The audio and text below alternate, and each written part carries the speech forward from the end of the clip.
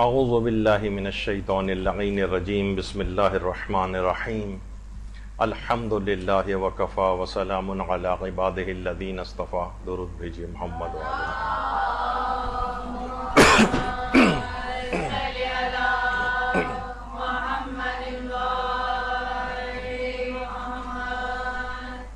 ذاکری training classes کے اندر جیسا کہ ہم نے پچھلی دفعہ بھی ایک تاریخی بحث آپ کے سامنے پیش کی تھی، اور اس کا تھیم یہی تھا کہ ایک ذاکر یا ذاکرہ کو جو بھی چیز وہ بیان کرے، خواہ وہ تاریخی بات ہی کیوں نہ ہو، اس کے پیچھے اس کے پاس دلائل موجود ہوں، یا اگر وہ مسئلہ اختلافی ہے تو دونوں طرف کی باتیں اس کے دماغ میں ہوں. ممکن ہے آپ ایک ہی بات کو صحیح سمجھ کر کسی جگہ بیان کریں لیکن معاشرے میں اس کے کچھ برخلاف مشہور ہو. تو دیکھیے، سب سے پہلی بات تو یہ ہے کہ دماغ میں رکھنا چاہیے، علماء نے اس کی بڑی تاکید کی ہے ذاکرین اور ذاکرات کے لیے، کہ وہ مصائب جو معاشرے کے اندر مشہور ہوں، یا وہ تاریخی باتیں جو عوام میں اس معاشرے کے اندر مشہور ہوں، تاریخ میں وہ بھی آئی ہیں اور اس کے برخلاف بھی آئی ہے اگر بات، تو آپ مصائب میں خاص طور پر غیر مشہور باتوں کا تذکرہ نہ کریں. اس سے بہت نقصانات واقع ہوتے ہیں. یعنی جب تاریخ کے اندر ایک طرح سے ایک بات آئی ہے اور تاریخ میں دوسری طرح سے بھی آئی ہے، اور کوئی ایک بات کسی معاشرے کے اندر بہت مشہور ہو، مثلا ائمہ کی بہت سی ولادتیں اور شہادتوں کی تاریخ میں بہت اختلاف ہے. اب اگر کسی جگہ کوئی تاریخ منائی جاتی ہے اور آپ کوئی ایک اور دوسرا پہلو لے کر آئیں معاشرے میں اور کہیں کہ نہیں یہ والی نہیں، میرے تحقیق میں تو یہ والی تاریخ ثابت ہے، تو اس پہ علماء سے بھی سوال کیے گئے، مجتہدین سے بھی سوالات کیے گئے، تو انہوں نے یہی کہا کہ وہ تاریخیں جو ولادت یا شہادت کی کسی معاشرے میں مشہور ہیں، اس کے مطابق ہی ائمہ کی ولادتوں اور شہادتوں کو منایا جائے، اس کے برخلاف جانے کی کوشش نہ کریں. دیکھیے، بہت ساری تاریخی باتیں ایسی ہیں کہ جو معاشرے ہو سکتا ہے کہ آپ اگر تحقیق کریں تو وہ مشہور کے خلاف نکلیں. مثلا میں صرف ایک مثال ابھی دے رہا ہوں آپ کو، اور وہ تاکید شروع میں بیان کر چکا ہوں کہ معاشرے میں جو بات مشہور ہو تاریخی اعتبار سے، اس کے خلاف اگر جائیں گے تو بہت نقصانات ہوں گے جو ابھی آگے آئیں گے. مثلا یہ بات تاریخ کے اندر ایک اختلافی ہے کہ حضرت سکینہ سلام اللہ علیہا اور حضرت رقیہ سلام اللہ علیہا یہ الگ الگ شخصیات تھیں یا ایک ہی شخصیت کے دو نام ہیں. یہ بحث ہے. اب آپ کے نزدیک مثلا یہ ثابت ہو جاتا ہے کہ یہ ایک ہی شخصیت کے دو نام ہیں اور آپ اس طور پر پریزنٹ کر رہی ہوتی ہیں، یا بہت سے افراد کا یہ کہنا کہ جناب حضرت سکینہ سلام اللہ علیہا تو بعد میں زندہ بھی رہیں، انہوں نے ایک طویل عمر پائی، بعد میں ان کی شادی بھی ہوئی، اس طرح کی چیزیں بھی ہیں روایات کے اندر. لیکن یہ اگر آپ پڑھیں گی تو ایک خلفشار معاشرے کے اندر ہونے لگے گا. اسی طریقے سے ایک تاریخی اختلاف ہے کہ حضرت زینب سلام اللہ علیہا اور حضرت ام کلثوم سلام اللہ علیہا یہ ایک ہی شخصیت کے دو نام ہیں یا یہ الگ الگ شخصیات ہیں. ایک تحقیق یہ بھی ہے کہ حضرت زینب سلام اللہ علیہ کی کنیت بھی ام کلثوم تھی، تو اس لحاظ سے جب ام کلثوم کا لفظ آیا ہے تو اس کے معنی یہ ہیں کہ یہ انہی حضرت زینب سلام اللہ علیہ کی بات ہو رہی ہے. اور بہت سے علماء اس بات کے بھی قائل ہیں، جو کہ ہمارے معاشرے کے اندر رائج ہے اور جو زیادہ صحیح بھی سمجھا جا سکتا ہے، کہ یہ دو الگ الگ شخصیات تھیں. یہ خود ایک تاریخ کے اندر ایک اختلاف ہے. حضرت فاطمہ صغریٰ سلام اللہ علیہ کو مدینے میں امام کی بیٹی کوئی رہ چکی تھی وہاں پر یا نہیں، اس نام کی کوئی بیٹی تھی بھی ان کی یا نہیں،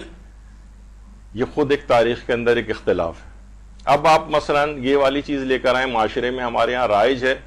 کہ حضرت فاطمہ صغریٰ ان کے نوحے بھی پڑھے جاتے ہیں، اور ایک ان کے متعلق جو ہے وہ روایات کے اندر بھی بات آئی ہے، لیکن ایک تحقیق یہ بھی ہے کہ ان کی مثلا ایسی کوئی بیٹی مدینے میں نہیں تھی. اب آپ نے یہ چیز بیان اگر کرنا شروع کر دی معاشرے کے اندر تو ایک عجیب خلفشار ہو جائے گا. مثلا حضرت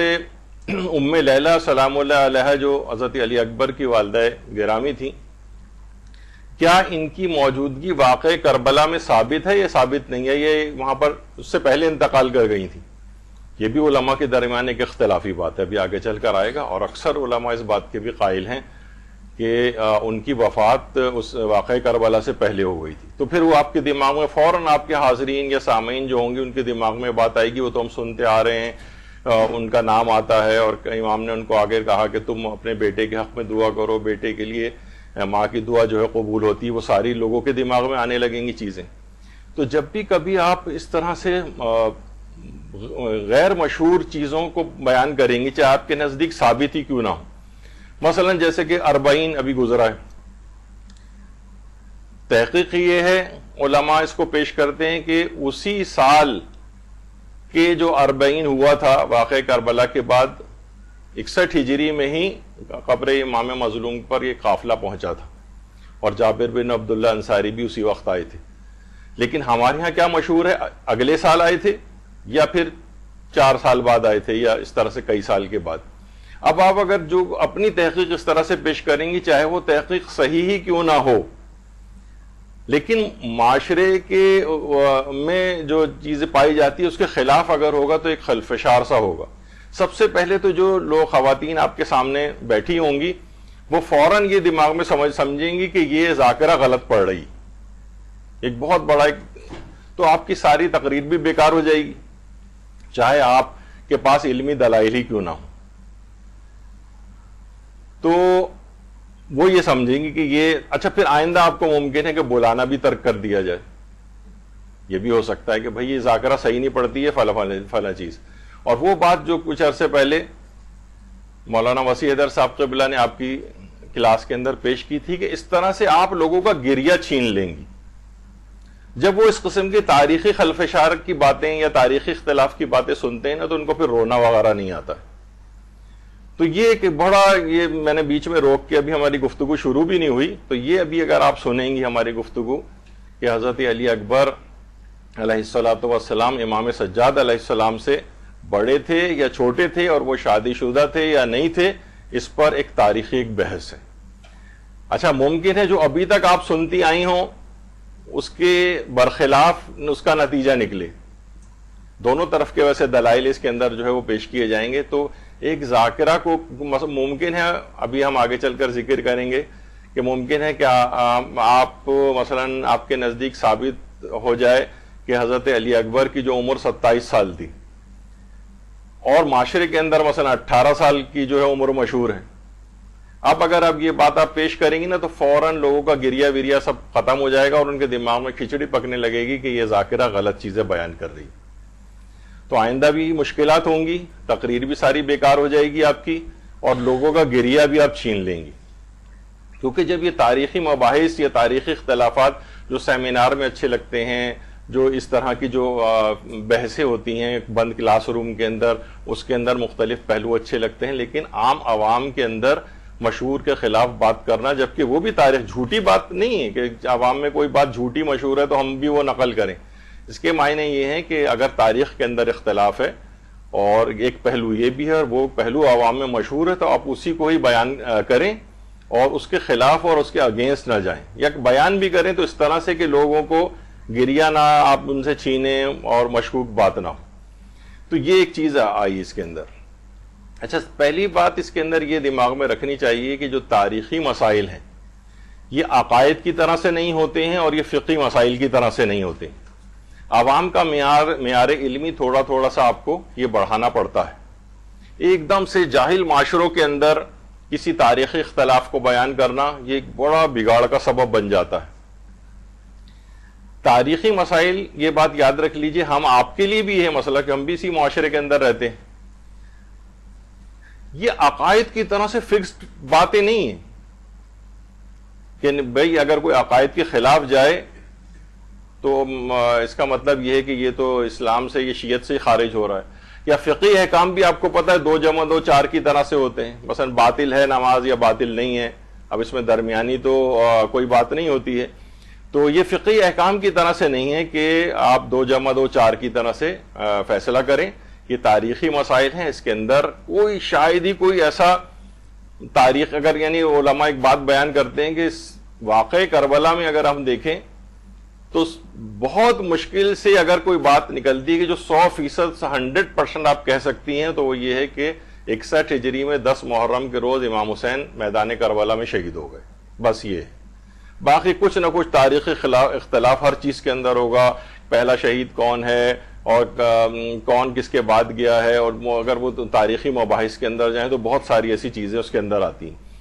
تو یہ عقائد کی طرح سے نہیں. اگر یہ آپ اپنے جو آپ نے اب تک سنتی آ رہی ہیں اس کے برخلاف بھی اگر آپ نے سنا ہے تو آپ اس کو ایکسیپٹ کرنے کی عادت ڈالیں.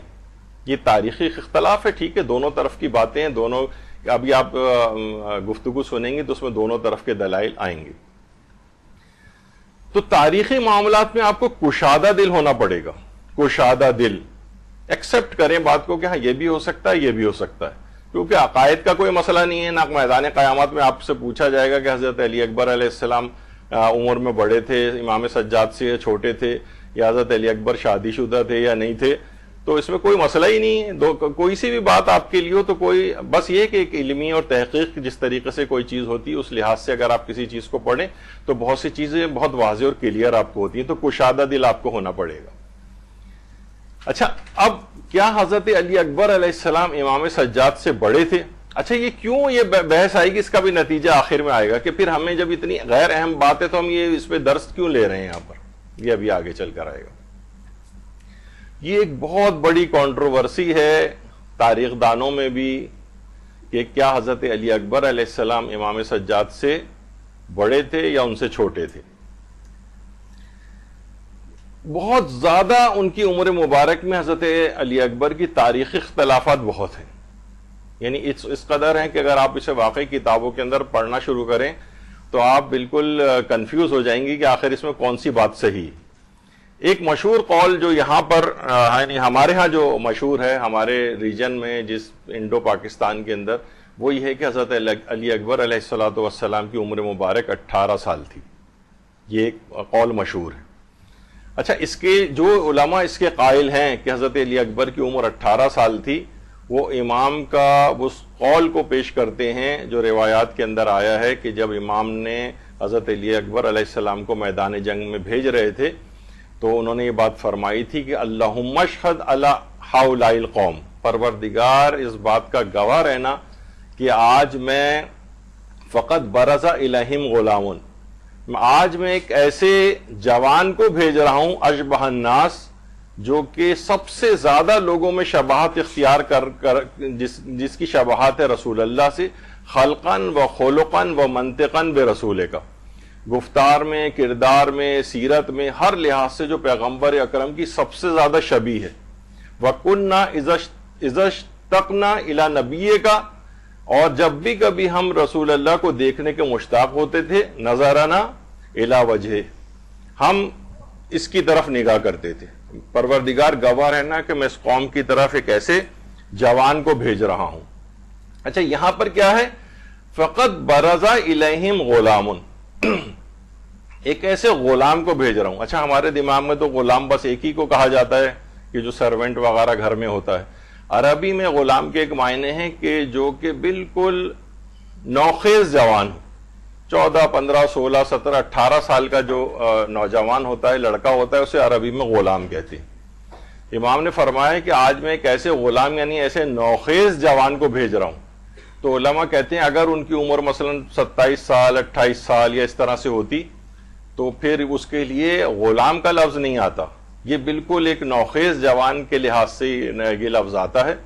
تو اس لحاظ سے زیادہ بات یہ لگ رہی کہ ان کی عمر مبارک 18 سال تھی. اچھا،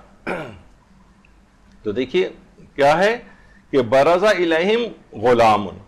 یعنی ایسے غلام کو بھیج رہا ہوں آج اس قوم کی طرف کہ جو سب سے زیادہ صورت، سیرت، گفتار، کردار سب میں پیغمبر اسلام سے سب سے زیادہ مشابہ. تو یہاں پہ لفظ غلام، کبھی آپ نے کتنی دفعہ یہ والی روایت سنی ہوگی لیکن آپ نے کبھی اس پہ غور نہیں کیا کہ ہاں لفظ غلام آیا ہے. غلام سے مراد ہے بالکل نوخیز جوان. اس سے بھی لگتا ہے کہ ان کی عمر 18 سال تھی. اچھا، اب یہاں پر ایک چیز اور بھی ہے. تو امام نے کیا فرمایا؟ کانا اشبہ الناس، جو سب سے زیادہ شباہت رکھتا ہے خلقاً و خلقاً و منطقاً برسول اللہ. خلق کے اعتبار سے یعنی جسمانی اعتبار سے، خلق کے اعتبار سے یعنی سیرت و کردار کے اعتبار سے، وہ منطقاً رسول اللہ کی گفتار کے اعتبار سے سب سے زیادہ تمام انسانوں میں رسول اللہ سے شباہت رکھنے والا شخص آج اس کو بھیج رہا ہوں۔ اچھا، یہاں پہ ایک اس موقع سے فائدہ اٹھاتے ہوئے یعنی امام نے جو نیچے والی چیز اگر آپ پڑھیں، عاشور کے دن امام حسین نے مقتل کی طرف حضرت علی اکبر کو روانہ کرتے فرمایا، معبود شاہد رہنا اس قوم پہ کہ ان کی طرف وہ جوان لڑنے جا رہا ہے جو سب سے زیادہ صورت، سیرت، رفتار و گفتار میں تیرے رسول سے مشابہ ہے، اور جب بھی ہم تیرے رسول کی زیارت کے متمنی ہوتے تو اسی کا چہرہ دیکھتے تھے۔ کبھی آپ نے غور نہیں کیا کہ اس کے اندر 3 شباہتیں امام نے ذکر کی ہیں۔ ایک ہے شباہت خلقی، اس قدر خوبصورت تھے حضرت علی اکبر علیہ السلام کہ روایات میں آیت اللہ ابراہیم کلباسی نے خصائص العباسیہ کے نام سے کتاب جو لکھی ہے، جس کے متعلق کہا جاتا ہے کہ شاید یہ حضرت عباس کی سیرت پر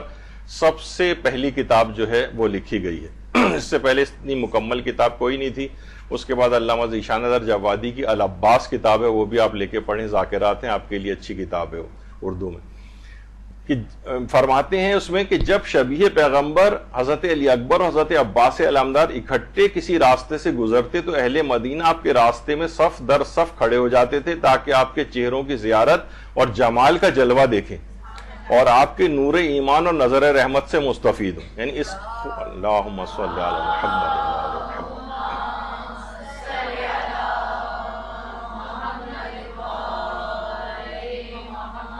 خلقاً و خلقاً و منطقاً بے رسول کا، یعنی پہلے ہم شباہت خلقی یعنی رسول اللہ کی جو شباہت، چہرہ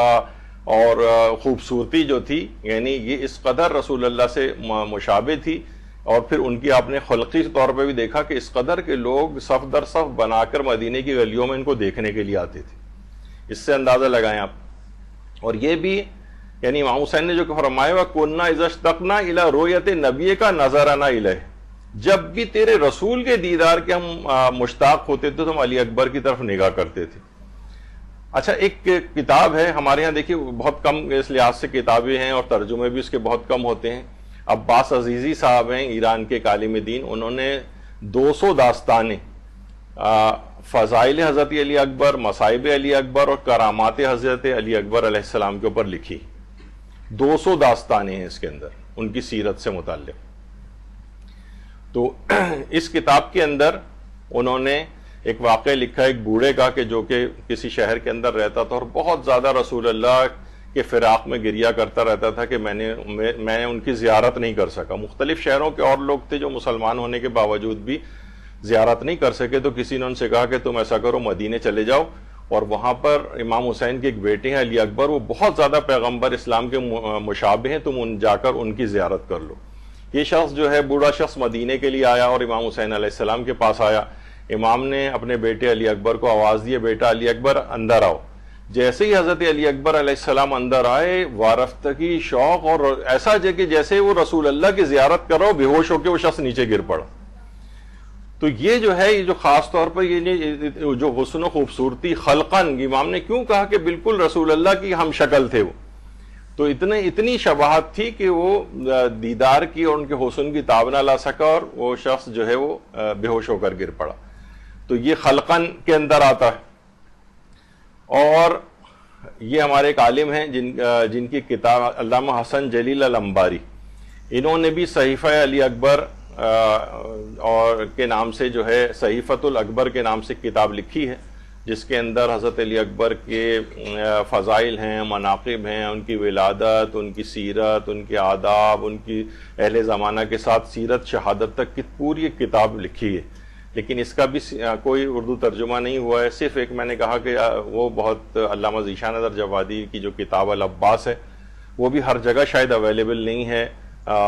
دوبارہ اس کا کوئی ایڈیشن میں نے دیکھا نہیں ہے، بہت عرصے پہلے وہ آیا تھا۔ تو بہرحال وہ اس میں سے لے کے آپ مجالس کے اندر جو ہے وہ پڑھ سکتی ہیں۔ تو اس کے اندر بھی یہ سب واقعات موجود ہیں، اور ان کی حسن و خوبصورتی کے اس قدر دشمنان بھی قائل تھے کہ روایت میں ملتا ہے کہ ایک مرتبہ حاکم شام نے اپنے درباریوں سے کہا کہ تمہاری نظر میں آج مسند خلافت رسول کا سب سے زیادہ مستحق کون ہے؟ تو ظاہر خوش آمدید تھے، انہوں نے کہا ہر لحاظ سے تو ہمیں آپ ہی مستحق خلافت نظر آتے ہیں۔ حاکم شام نے کہا نہیں یہ بات بالکل جھوٹ ہے. انصاف سے دیکھو تو تمام عرب میں علی اکبر یعنی علی ابن الحسین سے زیادہ ہرگز اس مسند کے کوئی اور مستحق نہیں ہے، کیونکہ ان کے جد رسول خدا ہیں. بنی ہاشم کی شجاعت اور بنی ثقیف کا حسن ان کی ذات میں جمع ہے، اور سب سے بڑی خصوصیت یہ ہے کہ ان کو دیکھ کر رسول اللہ کی تصویر آنکھوں میں آتی ہے. یہ کہا جاتا ہے نا درود بھیجیے پہلے تو اللہم صلی علی محمد و علی محمد،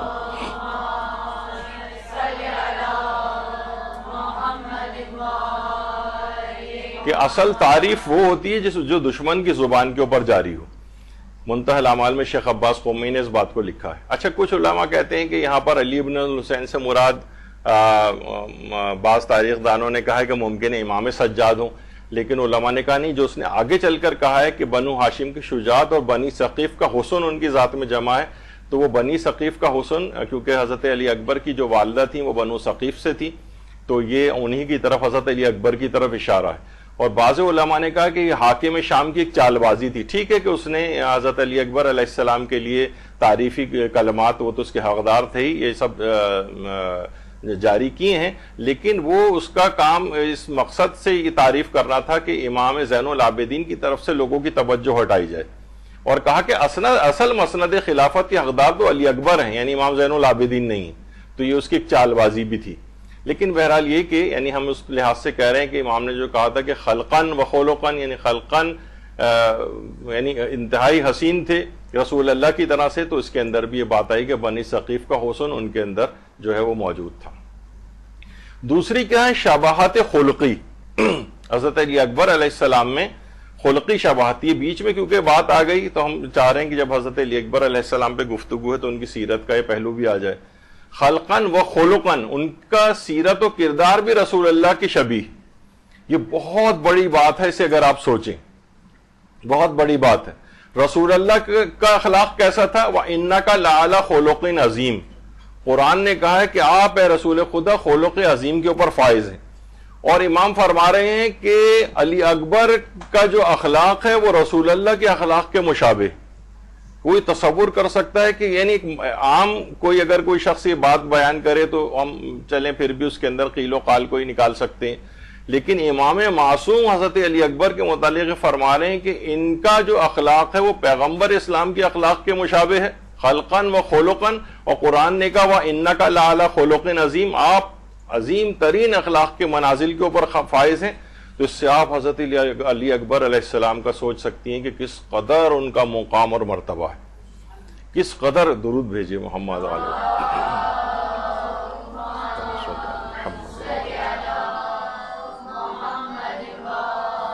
اور ان کی سیرت کا ایک پہلو جو پیغمبر کی سیرت کے مشابہ ہے کہ عربوں میں یہ رواج تھا کہ جس گھر میں بھی آگ روشن دیکھتے تھے اس کے گھر مہمان ہو جاتے تھے. شہزادہ علی اکبر ایک بلند مقام پر روزانہ آگ کو روشن کرتے تھے تاکہ فقراء و مساکین آئیں اور آپ کے مہمان ہو جائیں. تو منہاج الدموع کے اندر جو علی قرنی گل پائگانی کی کتاب ہے اس کے اندر بھی یہ بات لکھی گئی ہے کہ عربوں میں ایک چیز کا رواج تھا، اور حضرت علی اکبر علیہ السلام بلند مقام پر آگ کو روشن کر دیتے تھے تاکہ لوگ آئیں اور ان کے ہاں مسافر دیکھ کر آئیں، دھواں اٹھتے دیکھ کر کہ ہاں یقیناً کوئی چیز پکائی جا رہی ہے، اور وہاں آ کر پھر ان کے مہمان ہوں. جیسے حضرت ابراہیم علیہ السلام جو اللہ کے نبی تھے، پیغمبر اسلام کے بعد سب سے زیادہ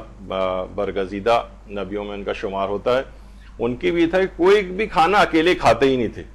دور دور سے مہمان نہیں ہوتا تو ڈھونڈ کے لے کے آتے تھے، اس کو اپنے ساتھ بٹھا کے کھانا کھلاتے تھے. تو اخلاق انبیاء کے اوپر یہ فائز تھے حضرت علی اکبر علیہ السلام. اچھا اب دیکھیے ایک چیز اور بھی ہے کہ جب کہا کہ آپ کا اخلاق، اچھا اس میں ایک اور چیز ہے، اخلاق نہیں ہوتا بلکہ اخلاق ہوتا ہے، لیکن ہماری بھی زبانوں پر اکثر وہی جو رائج ہے وہ چیز آ جاتی ہے. آپ کا جو اخلاق تھا وہ اس قدر تھا کہ یعنی پیغمبر اسلام کے اخلاق کے مشابہ. ایک چیز ہمارے ایک جملہ مشہور ہے جسے کہا جاتا ہے عصمت صغرا، چھوٹی عصمت. اکثر علماء ویسے جو ہیں وہ عصمت کا لفظ صرف چہاردہ معصومین علیہ السلام کے لیے کہنے کو صحیح سمجھتے ہیں. وہ کہتے ہیں کہ جو غیر معصومین 14 کے علاوہ ان کے لیے عصمت کا لفظ استعمال نہ کیا جائے، تاکہ ذرا ایک ڈفرینشیٹ ہو جائے دونوں کے اندر کہ یہ ہمارے جو چہاردہ معصومین ہیں ان کا یہ عصمت کبریٰ کے اوپر فائز ہے. تو علماء کہتے ہیں زیادہ بہتر یہ ہے کہ عصمت کا لفظ ان کے لیے استعمال نہ کریں بلکہ انہیں محفوظ عن الخطا کہہ دیں، یہ تاکہ کہ یہ لوگ مقام عصمت یعنی جو پروردگار کی طرف سے ایک عہدہ ایک لحاظ سے ہے اس کے اوپر یہ فائز نہیں ہے بلکہ یہ محفوظ عن الخطا ہے۔ لیکن کچھ علماء ایسے ہیں جب ان سے سوال کیا گیا، مثلا آیت اللہ گرامی سے سوال پوچھا گیا کہ آیا فرزندان ائمہ علیہم السلام معصوم ہستن، مثلا حضرت زینب ام کلثوم یا حضرت عباس یا حضرت علی اکبر علیہم السلام وغیرہ، تو انہوں نے جواب دیا کہ معصوم اگر ان معنوں میں ہے کہ جو خدا کی طرف سے تضمین شدہ ہیں اور وہ کوئی گناہ نہیں کرتے ہیں تو وہ تو فقط پیغمبران اور امام ہیں ہمارے۔ لیکن اگر اس کے یہ معنی ہوں کہ ایسے افراد کے جو عملاً کوئی گناہ ہی نہیں کرتے تو ایسے تو بہت سارے اولیاء خدا ہیں، یعنی کتنے ہی ہمارے علماء ایسے ہیں کہ جن کی زندگیوں میں کوئی گناہ نہیں ملتا ہے، تو یعنی عملاً وہ گناہ نہیں کرتے لیکن اللہ کی طرف سے تضمین شدہ نہیں کہ یہ بات ان کو اللہ کی طرف سے ایک گاڈ گفٹڈ ایک ملکہ عطا کیا گیا ہو عصمت کا، وہ چہاردہ معصومین کے پاس ہے۔ تو اس لحاظ سے بہت سے علماء کہتے ہیں عصمت اگر ان معنوں کے اندر آپ کہہ رہے ہیں تو ایسے تو بہت سارے افراد ہیں، اور وہ حضرت عباس بھی عصمت کے اوپر فائز ہیں، اسی طریقے سے زینب ام کلثوم بھی ہیں، حضرت علی اکبر علیہ السلام بھی ہیں اگر ان معنوں میں۔ اور آیت اللہ بہجت جو تھے وہ بھی اس بات کے قائل تھے، باقاعدہ جو ان کی ویب سائٹ ہے مرکز تنظیم و نشر و آثار حضرت آیت اللہ بہجت، اس میں رحمت واسعہ جو ان کے جو مختلف اقوال وغیرہ کے اوپر جو کتاب مرتب کی ہے، تو اس کے اندر آیت اللہ بہجت یہ فرماتے ہیں کہ عصمت جو ہے وہ انبیاء اور اوصیاء کے اندر وہ تو شرط ہے، لیکن اگر ہم یہ کہیں کہ نبی اور وصی ہی کے اندر صرف عصمت ہوتی ہے تو اس کی ہمارے پاس کوئی دلیل نہیں۔ تو اس لحاظ سے بلکہ حضرت آیت اللہ بہجت تو فرماتے تھے کہ زید ابن علی جو امام زین العابدین کے بیٹے تھے، کہہ رہے اللہم صلی علی محمد و آل محمد،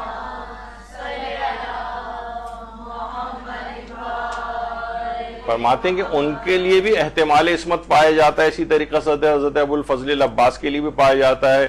حضرت علی اکبر کے لیے بھی پایا جاتا ہے، اصحاب سید الشہداء کے لیے بھی کہہ رہے ہیں احتمال عصمت میں دہیم، بلکہ بالا تر از احتمال، خالی احتمال ہی نہیں بلکہ اس سے بھی بالا تر جو ہے ہم قرار دیتے ہیں۔ تو بہرحال اسی طریقے سے انہوں نے کہا کہ کتنے بڑے بڑے اصحاب ایسے ہیں جیسے مقداد اور سلمان وغیرہ کے جو کہ کوہ تقویٰ تھے، یعنی تقوی کے پہاڑ تھے، کیا ہم کہہ سکتے ہیں کہ ان کے اندر عصمت نہیں تھی؟ یعنی عصمت ان کے اندر بھی تھی۔ ایک لحاظ سے پرسنٹیج وائز تو میں نے ایک دفعہ ایک ذکر کیا تھا، بہت سی ہو سکتا ہے 1% 2% عصمت تو ایک عام فرد کے اندر بھی پائی جا سکتی ہے۔ مثلا ہم کوئی خدا نخواستہ قتل کسی کو نہیں کیا ہے، اور مثلا ہم نے کوئی اور چوری نہیں کی ہے، کسی کا مال غصب نہیں کیا ہے، تو ایک خاص پرسنٹیج کے تحت تو ہر شخص کے اندر کچھ نہ کچھ عصمت پائی جاتی ہے، لیکن وہ عصمت کاملہ جو ہے وہ فقط اور فقط چہاردہ معصومین کے پاس ہے۔ اس کے علاوہ جو افراد ہیں ان کے لیے فقط محفوظ عن الخطا کا جو ہے وہ لفظ استعمال کیا جاتا ہے۔ تو یہاں پر جو ہے کہ پیغمبر اسلام کے بالکل کردار کے سب سے زیادہ شباہت رکھنے والے تھے، تو اس میں یہ یعنی ممکن نہیں ہے، علماء کہتے ہیں جو اس بات کے قائل ہیں کہ ہم حضرت علی اکبر کی اس معنی میں عصمت کے قائل نہ ہوں، ورنہ امام کبھی بھی یعنی جس کے اندر اس بات کا احتمال گناہ پایا جاتا ہو یا وہ اس کردار کے لحاظ سے اس قدر نہ ہو، تو پیغمبر کی شبیہ کیسے قرار دیا جا سکتا تھا حضرت علی اکبر کو؟ تو یہ اس لحاظ سے یہ والی ایک بحث آتی ہے۔ تو بہت سے علماء تو کہتے ہیں کہ ہم جیسے آیت اللہ بہجت یا آیت اللہ گرامی وغیرہ وہ کہتے ہیں کہ ہم کہہ سکتے ہیں کہ عصمت صغریٰ کے اوپر یہ لوگ فائز تھے۔ خیر ایک بیچ میں ایک بات آ گئی خلقاً و خلقاً، پھر کیا ہے وہ منطقاً بے رسول کا،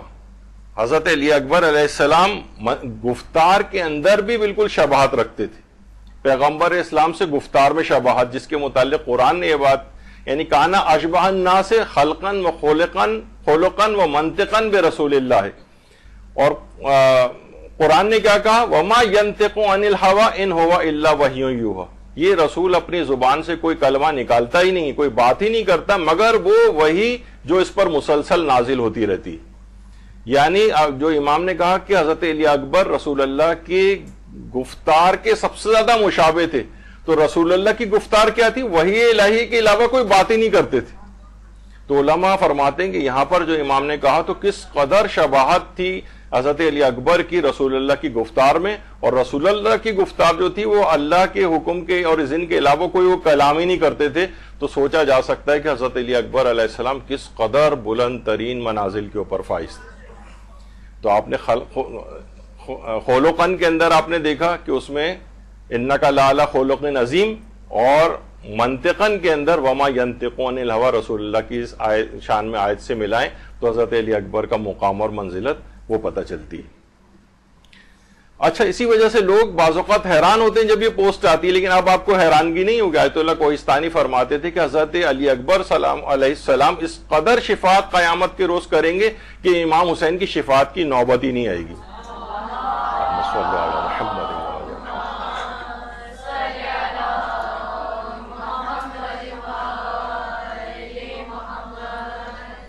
ہر چیز میں جب مشابہ ہیں تو رسول اللہ کے لیے شفاعت کبریٰ ہے پروردگار نے دی، تو اگر حضرت علی اکبر علیہ السلام جو ہر چیز میں مشابہ ہوں ان کے لیے اس قدر شفاعت کا حق کہ اس قدر شفاعت کریں گے کہ بعد میں کسی اور افراد کی شفاعت کی نوبت ہی نہیں آئے گی، یہ کوئی زیادہ ایسی حیران کن بات نہیں ہے اس کے اندر۔ اگر شان علی اکبر بیان نہ ہو، یہ سمجھ میں نہ آئے تو پھر تو یہ سوال دماغ میں آتا ہے کہ کیسے ممکن ہے، لیکن ابھی جب آپ نے رسول اللہ سے اس قدر شباہت ان کی دیکھی تو اب آپ کو حیرانگی نہیں ہونی چاہیے۔ تو یہ حضرت علی اکبر علیہ السلام اس انداز سے ہیں۔ یہی وجہ ہے کہ جب بھی امام حسین علیہ السلام نے کہا تھا کہ یا بنی علی الدنیا بعدک لفا، تیرے جانے کے بعد اس دنیا کے اوپر حیف ہے، تیرے اس دنیا سے جانے کے بعد یہ دنیا میرے لیے اندھیر ہے، یعنی اس قدر عظیم شخصیت تھی امام حسین کی نگاہ میں حضرت علی اکبر کی کہ اس کے بعد کہتے تھے کہ اس دنیا کے اندر کوئی دلچسپی کی بات باقی نہیں رہی تیرے جانے کے بعد۔ یا بنی علی الدنیا بعدک لفا۔ تو اچھا، اولیاء خدا میں سے بھی قرار دیتے تھے امام حسین علیہ السلام حضرت علی اکبر کو۔ روایات کے اندر ملتا ہے، دلائل امامہ میں تبری نے یہ بات لکھی ہے کہ کثیر ابن شاذان کہتا ہے کہ میں امام حسین علیہ السلام کو دیکھ رہا تھا جبکہ ان کے فرزند علی اکبر ان سے انگور کھانے کی فرمائش کر رہے تھے، جبکہ وہ انگور کا موسم ہی نہیں تھا۔ امام حسین نے مسجد کے ستون پر ہاتھ مارا جس سے انگور اور کیلے نکل آئے، پھر امام نے فرمایا اللہ کے اولیاء کے لیے جو اللہ کے ہاں موجود ہے وہ اس سے کہیں زیادہ ہے۔ تو اس لحاظ سے امام حسین علیہ السلام حضرت علی اکبر کو اولیاء خدا میں سے قرار دیتے تھے، اور ان کے لیے اس طرح کے معجزات بھی ہیں کہ انگور کا موسم نہیں ہے لیکن دیوار پہ ہاتھ مار کے ایک معجزہ دکھایا اور علی اکبر کے لیے انگور آئے۔ اسی طرح سے اچھا، اب ہم کیا ذکر کر رہے تھے، اس میں لفظ ایک آپ نے دیکھا کہ اس سے پہلے امام نے کہا کہ میں ایک ایسے غلام کو بھیج رہا ہوں، ایسے جوان کو بھیج رہا ہوں، اس سے بھی لگتا ہے کہ ان کی عمر 18 سال تھی۔ اور حضرت علی اکبر علیہ السلام کے جو رجز جو میدان جہاد میں جا کر دشمن کے سامنے پڑے جاتے تھے، اس میں بھی حضرت علی اکبر علیہ السلام نے جو کہا ہے آخری دو اشعار جو ہیں، اضربکم بالسیف احما ان ابی ضرب غلام ہاشمی علوی، اس میں بھی کہا ہے کہ اب انہوں نے کیا کہا کہ میں اپنے دشمن پر کاری ضرب لگاؤں گا اور اپنے باپ کی حمایت کروں گا، وہ بھی ایک ہاشمی اور قریشی جوان کی تلوار سے۔ تو اس میں کیا ہے، ضرب غلام ہاشمی علوی، یعنی انہوں نے کہا کہ یہاں پہ بھی اپنے لیے غلام کا لفظ استعمال کیا۔ ہم نے اس سے پہلے کہا کہ غلام بالکل ایک نوخیز جوان کے لیے کہا جاتا ہے، تو خود امام نے بھی ان کے لیے غلام کا لفظ استعمال کیا، اور حضرت علی اکبر نے رجز میں اپنے لیے بھی غلام یعنی ایک نوخیز جوان کی تلوار سے میں ان کے اوپر ضرب لگاؤں گا، یہ اس قسم کے الفاظ استعمال کیے۔ اچھا، اب حضرت علی اکبر علیہ السلام جو تھی ان کی عمر مبارک میں جو تاریخی اختلاف ہیں، ابھی تو آپ نے ایک چیز سنی جو ہمارے ہاں سب سے زیادہ رائج ہے کہ وہ ہے کہ ان کی عمر 18 سال تھی، تو جو علماء 18 سال کے قائل ہیں وہ آپ نے سنا کہ ان دو باتوں کو اپنے دلائل بناتے ہیں، حضرت علی اکبر کے رجز جس میں انہوں نے خود کو غلام کہا ہے، اور ایک مولا حسین کے جو الفاظ کے میں ایک ایسے غلام کو بھیج رہا ہوں آج، تو وہ ابھی آپ نے سنا۔ کچھ روایات کے اندر ان کی عمر 19 سال ہے، کچھ کے مطابق 20 سال ہے تاریخ کے اعتبار سے، کچھ میں 27 سال ہے، کچھ میں 33 سال ہے، کچھ میں 38 سال ہے، اور ایک ایسی بھی ہے جس میں یہ کہ وہ نابالغ تھے۔ اس کو تو خیر علماء نے کہا ہے کہ بالکل ناقابل اعتنا ہے کہ وہ حضرت علی اکبر علیہ السلام نابالغ تھے وقت کربلا، ایسا کچھ نہیں ہے۔ البتہ یہ جو بعد کی تاریخیں 18، 19، 20، 27، 33، 38، یہ جو ہے تاریخ کے اندر اتنا زیادہ اس سلسلے میں اختلاف آیا ہے۔ اچھا، وجہ اس کی کیا ہے اختلاف کی کہ حضرت علی اکبر کی تاریخ ولادت کے سلسلے میں کیا کوئی صحیح روایت موجود ہے؟ تو اس کا جواب ہے کوئی صحیح روایت اصل میں موجود نہیں، کوئی ایک بھی صحیح السند یا جس پہ قابل اعتنا ہو وہ ایسی کوئی روایت موجود نہیں۔ البتہ علماء نے جو زیادہ رجحان ظاہر کیا ہے کہ ولادت حضرت علی اکبر 33 ہجری میں ہوئی ہے اور ولادت امام سجاد وہ 36 یا 38 ہجری میں ہوئی، تو جو زیادہ امکان ہے کہ ان کی ولادت 33 ہجری میں ہوئی ہے اس لحاظ سے، اور امام سجاد کی 36 یا 38 میں ہوئی ہے، اس سے لگتا ہے کہ وہ امام سے 3 یا 5 سال بڑے تھے حضرت علی اکبر۔ اچھا، تو اس لحاظ سے ان کی عمر مبارک جو ہے وہ 27 یا 28 سال بنتی ہے۔ یعنی اب ہم وہ والی بات کہنے اس میں جا رہے ہیں کہ جو علماء میں زیادہ تحقیق دانوں میں، تاریخ دانوں کے اندر جو بات مشہور ہے کہ حضرت علی اکبر علیہ السلام 27 یا 28 سال کے تھے اور امام سجاد سے بڑے تھے۔ اچھا، لیکن اب آپ کو یاد ہوگا اس سے پہلے بھی ہم نے فطروس کی جو گفتگو کی تھی تو اس کے اندر یہ تھا کہ جو اگر کوئی صحیح روایت موجود نہ ہو تو تاریخ میں جو باتیں ہوتی ہیں اس میں قرائن دیکھے جاتے ہیں، وہ قرائن معیار ہوتے ہیں، بہت ساری اور سرکمسٹانشل ایویڈنسز جو ہیں وہ اس کی سپورٹ اگر کرتی ہیں تو ہم اس بات کو مانتے ہیں۔ اچھا، خود یہ علی اکبر کا جو لفظ آیا ہے اس میں اکبر کے سلسلے میں بھی تاریخی اختلافات موجود ہیں کہ یہ اکبر کا لفظ کون سے کس کے لیے آیا ہے۔ شفاء الصدور فی شرح زیارت العاشور جو کہ علامہ ابو الفضل طہرانی کی کتاب ہے، اس میں انہوں نے کہا ہے کہ علماء کے اس میں 2 گروہ ہیں۔ ایک تو یہ کہتا ہے کہ یہ امام زین العابدین علیہ السلام کا لقب ہے اکبر، اور بہت سے اور علماء نے اس میں سکوت اختیار کیا ہے، یعنی خاموشی اختیار کی ہے، تو اب یہ پتہ نہیں چلتا کہ لفظ اکبر جو ہے حضرت علی اکبر کے لیے آیا ہے یا یہ امام سجاد کے لیے آیا ہے۔ اور یہی بات آیت اللہ خوئی نے معجم رجال الحدیث کے اندر جو ان کی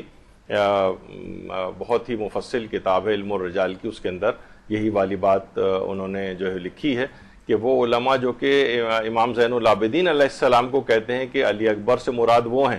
وہ کہتے ہیں کہ جب امام اگر ان کے نزدیک امام اگر عمر میں بڑے تھے تو اکبر کا لقب بھی امام سجادی کے لیے ہونا چاہیے۔ یعنی یہ اس کے اندر ان علماء کی انہوں نے بات بیان کی، آغا خوئی نے بھی۔ تو یہ جو علی اکبر، علی اصغر اور علی اوسط جو ہے، یعنی حضرت علی، کچھ علماء یہ کہتے ہیں نہیں علی اکبر سے مراد حضرت علی اکبر ہی ہیں، علی اصغر تو معروف ہے کہ حضرت علی اصغر ہیں جو سب سے چھوٹے تھے، علی اوسط امام سجاد کا لقب ہے۔ اچھا، اب اگر آپ دیکھیں کہ آیت اللہ سیستانی شفقت السراج کے نام سے ایک ویب سائٹ ہے جس میں آیت اللہ سیستانی کے استفتاءات ہیں، جب پہلے ذرا کافی عرصہ گزر گیا اور آیت اللہ سیستانی اکثر ان کی ادارے کی طرف سے تاریخی موضوعات پہ بھی فتاوے آتے تھے تو اس کے اندر یہ بات ہے، تو ان سے یہ والا سوال پوچھا گیا تو انہوں نے کہا کہ ہمارے پاس کوئی صحیح اور معتبر روایت نہیں ہے اس سلسلے میں کہ حضرت علی اکبر میں یعنی وہ بڑے تھے یا امام سجاد، لیکن مشہور بین ارباب تاریخ و سیر، لیکن مشہور ہے تاریخ دانوں میں اور سیرت نگاروں کے اندر کہ امام حسین علیہ السلام کے 3 بیٹے تھے کہ جن کا نام علی تھا۔ اچھا دیکھیے، علی کا نام بھی اس وجہ سے کہ جو بنو امیہ تھے نا، انہوں نے ایک لحاظ سے اس بات کا عہد کر لیا تھا اور تقریباً 100 سال تک اپنے آنے والے ہر پیدا ہونے والے بچے میں کہ کسی کا نام بھی علی نہیں رکھیں گے، 100 سال تک کوئی نام علی رکھا ہی نہیں جاتا تھا۔ اور ادھر امام حسین علیہ السلام فرماتے تھے اگر میرے 1000 بیٹے بھی ہوئے تو میں سب کا نام علی رکھوں گا، تاکہ ان کے باپ کا نام اس انداز سے باقی رہے، جبکہ ان کے باپ کے نام کو، والد گرامی کے نام کو مٹایا جا رہا تھا۔ تو فرمایا کہ 3 ان کے بیٹے تھے، تینوں کے نام جو ہے وہ علی تھے، ایک علی اکبر تھے، ایک علی اصغر تھے اور ایک علی اوسط تھے کہ جن کو کہا جاتا ہے کہ وہ امام سجاد تھے۔ یعنی آیت اللہ سیستانی نے بھی کہا ہے کہ علماء سیر و تاریخ جو ہیں انہوں نے اس بات کو لکھا ہے کہ ان کے 3 بیٹے تھے، علی اکبر، علی اصغر اور علی اوسط جو تھے وہ امام زین العابدین تھے۔ لیکن فرمایا کہ خالی یہ بات نہیں، اس کے برخلاف بات بھی موجود ہے، وہ یہ ہے کہ علی اصغر تو وہی تھے کہ جو کہ عبداللہ رضی جو کہلاتے ہیں، جو شیر خوار بچہ جو وہاں پر شہید ہو گئے میدان کربلا میں، وہ تو علی اصغر ہیں۔ اور فرمایا کہ امام زین العابدین علیہ السلام کو کہا جاتا ہے کہ وہ علی اکبر تھے، اور امام زین العابدین علیہ السلام کی عمر واقع کربلا کے وقت کچھ لوگ یہ بات کہتے ہیں، آغا سیستانی فرماتے ہیں کہ ان کی عمر واقع کربلا کے وقت 30 سال تھی، اور ان کا ایک بیٹے بھی تھے امام محمد باقر علیہ السلام جو واقع کربلا میں موجود تھے۔ یعنی آیت اللہ سیستانی نے اپنے فتوے میں تینوں باتیں جو ہے نقل کی ہیں۔ پہلی بات تو کہی کہ حضرت علی اکبر کی کوئی تاریخ ولادت کے سلسلے میں کوئی معتبر روایت ہمارے پاس نہیں ہے، لیکن جو بات مشہور ہے، شہرت رکھتی ہے ارباب تاریخ اور سیرت نگاروں میں، وہ یہ کہ ان کے 3 بیٹے تھے، علی اکبر، علی اصغر اور علی اوسط، اور علی اوسط امام زین العابدین تھے۔ لیکن کچھ علماء یہ بھی کہتے ہیں کہ نہیں، امام زین العابدین علیہ السلام ہی علی اکبر تھے، اور ان کی عمر واقع کربلا کے وقت 30 سال تھی، اور ان کے 5ویں امام ان کے بیٹے بھی موجود تھے۔ تو یہ آغا سیستانی نے بھی سارے دیکھا اپنے کہ ایک مجتہد کا یہی ہوتا ہے کہ وہ کسی ایک بات کو بالکل پن پوائنٹ انہوں نے نہیں کیا، اور سب چیزیں آپ کے سامنے جو ہے رکھ دی ہیں۔ تو ان میں سے کسی کا بھی کوئی ایسا نظریہ ہو تو اس کو جذباتیت والی اس میں نہیں لے کے جانا چاہیے، یہ ہے۔ اچھا، اسی طریقے سے آیت اللہ سعید الحکیم طباطبائی، یہ چند سال پہلے ان کا انتقال ہوا ہے۔ ان سے بھی جب یہ سوال پوچھا گیا، ان کی آفیشیل ویب سائٹ کے اوپر بھی ہے، اس میں بھی انہوں نے کہا ہے کہ معروف یہی ہے روایات میں کہ حضرت علی اکبر علیہ السلام جو تھے وہ عمر میں حضرت علی امام زین العابدین سے بڑے تھے۔ یہ روایات کے اندر یہ والی بات آئی۔ اور اسی طریقے سے آیت اللہ ناصر مکارم شیرازی سے بھی یہ سوال پوچھا گیا۔ آیت اللہ ناصر مکارم شیرازی سے کئی سوالات پوچھے گئے، ذرا یہ کافی ڈم ہوئے میں، لیکن بہرحال یہ کہ اس کے اندر پہلے تو وہی سوال پوچھا کہ حضرت ام لیلہ جو تھیں، ویسے بتاؤں کہ ام لیلہ کہنا صحیح نہیں، حضرت لیلہ کہنا چاہیے ان کو۔ حضرت لیلہ جو تھیں کیا وہ واقع کربلا میں موجود تھیں یا نہیں؟ تو اس میں آیت اللہ ناصر مکارم شیرازی نے فرمایا کہ معتبر کتابوں میں سلسلے میں کوئی روایت نہیں ملی کہ وہ میدان کربلا میں تھیں یا نہیں۔ انہوں نے بھی اس سے ایک لحاظ سے انکار کیا ہے۔ پھر پوچھا گیا ہے کہ کربلا میں حضرت علی اکبر علیہ السلام کی عمر کتنی تھی، 18 سال تھی یا 25 سال؟ تو انہوں نے جواب دیا کہ اس سے محسوس ہوتا ہے کہ ان کی عمر مبارک 27 سال تھی، 27 سال۔ خیر، اس کے علاوہ آیت اللہ جواد فاضل الانکرانی، ان کی جو آفیشیل سائٹ ہے اس کے اوپر بھی یہ بات سوال پوچھا گیا کہ امام سجاد ان کے بھائی علی اکبر سے بڑے تھے یا چھوٹے تھے؟ تو جواب انہوں نے نیچے یہ لکھا ہے کہ تاریخ میں مشہور ہے کہ امام زین العابدین کا ایک لقب علی اوسط تھا، اور امام سجاد حضرت علی اکبر سے چھوٹے تھے۔ اچھا، یہ ہوا۔ اسی طریقے سے جو صاحب مفاتی جو شیخ عباس قمی ہیں، ان کی جو کتاب منتہی الاعمال میں ہے، اس میں بھی انہوں نے یہی بات لکھی ہے اور بڑے ہونے کے متعلق۔ اچھا، اب خالی بڑے ہونے کا ہی معاملہ نہیں ہے، بلکہ اس پہ بھی علماء ڈسکس کرتے ہیں کہ حضرت علی اکبر علیہ السلام واقع کربلا میں ان کی یہ شادی شدہ تھے یا ان کی شادی نہیں ہوئی تھی؟ اس پہ علماء، اب یوٹیوب پہ اگر آپ سرچ کریں تو علماء کے کافی اس کے اوپر بیانات موجود ہیں، عرب علماء کے بھی، اور حضرت علی اکبر علیہ السلام کی زوجہ کون تھیں، کیا تھا، اس متعلق کوئی کلپس موجود ہیں۔ یہ نجف کے استاد ہیں شیخ الاسدی، ان کے اس موضوع کے اوپر جو بیان موجود ہیں۔ تو حضرت قرائن سے یہ بات پتہ چلتی ہے کہ حضرت علی اکبر علیہ السلام شادی شدہ تھے، قرائن سے یہ بات پتہ چلتی ہے، اور معتبر روایات سے بھی یہ بات پتہ چلتی ہے، اور قرائن بھی اس کے شاہد ہیں۔ ابھی آگے چل کر یہ چیز آئے گی۔ پہلی تو ایک وہ روایت ہے کہ جو کہ کتاب کامل الزیارات، کامل الزیارات وہ کتاب ہے جس کے متعلق آقا خوئی جیسے شخص نے کہا ہے کہ یعنی کہ تقریباً ان کے نزدیک 90-95% اس کتاب کی روایات بالکل صحیح۔ کامل الزیارات کے اندر یہ حدیث آئی چھٹے امام امام جعفر صادق علیہ السلام سے، صلی اللہ محمد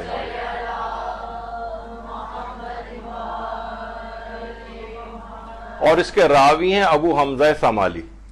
اچھا، اس کے اندر بھی ہے کہ لوگ عام طور ہمارے ہاں جو رائج ہے وہ ابو حمزہ سمالی رائج ہے، جبکہ زیادہ بہتر یہ ہے کہ وہ سے کے اوپر آپ زبر لگائیں ابو حمزہ سمالی،